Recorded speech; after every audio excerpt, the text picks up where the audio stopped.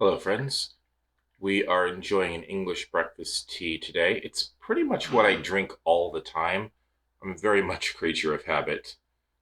And your teacup today, I thought since it's almost St. Patrick's Day, I don't know if you can see the shamrocks. You can't because the lighting is terrible, but it is a tea covered in clovers. All right, so today's story is called The Three Army Surgeons. And I do need to remind you, these are the original Grimm's fairy tales. They are not for children. The stories can be a little bit on the gruesome side, and this one is no exception. So if that sort of thing is not your cup of tea, see what I did there, then you might not want to watch this one. All right, anyway, The Three Army Surgeons. Three army surgeons who were traveling around the world thought that they had learned all there was to know about their profession.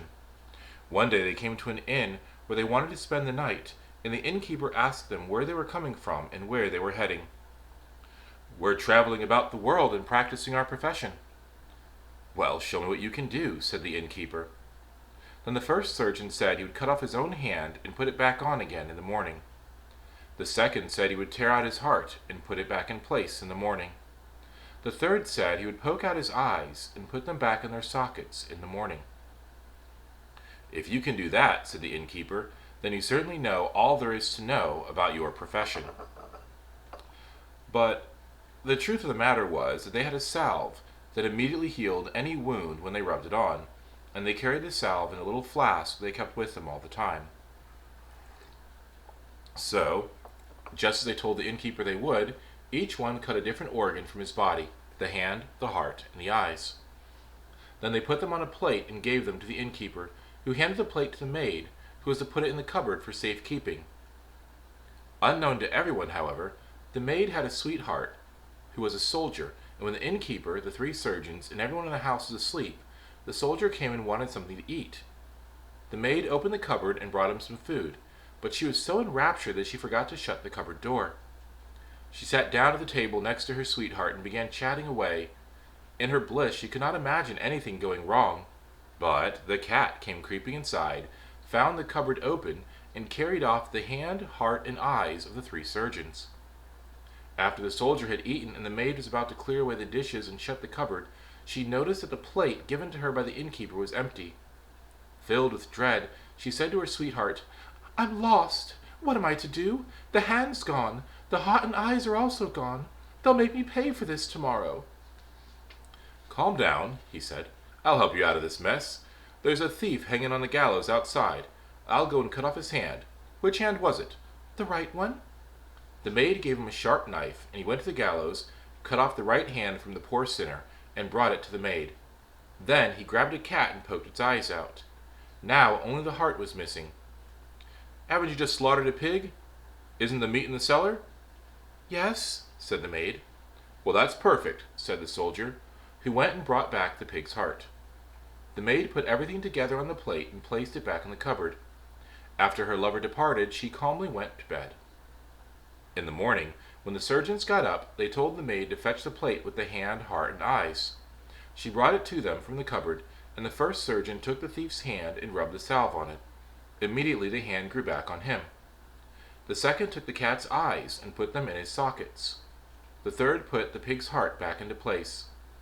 As the innkeeper stood and watched all this, he marveled at their skill and said that he had never seen anything like it before.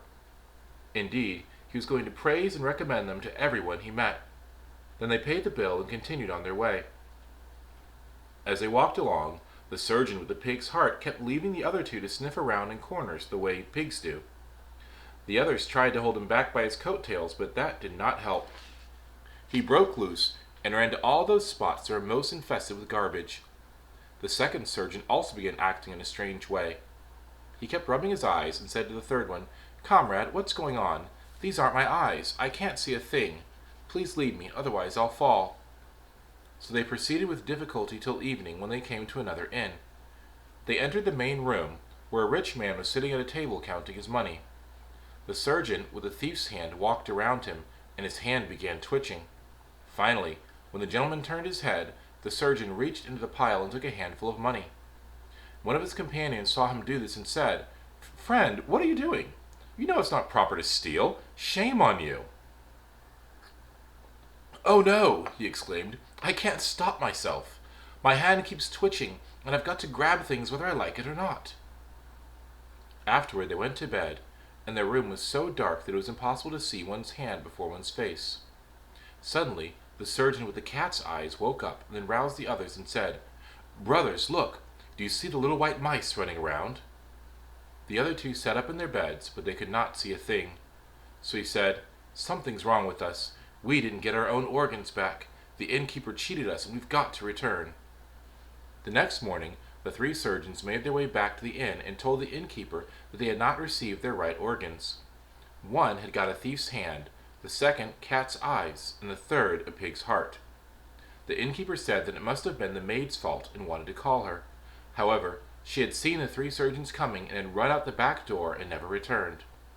The three surgeons told the innkeeper that he had better give them a lot of money, otherwise they would burn his house down. So he gave them whatever he had on hand and whatever else he could raise, and the three departed. The money lasted them the rest of their lives, but they would have preferred to have their own organs restored to them. The end.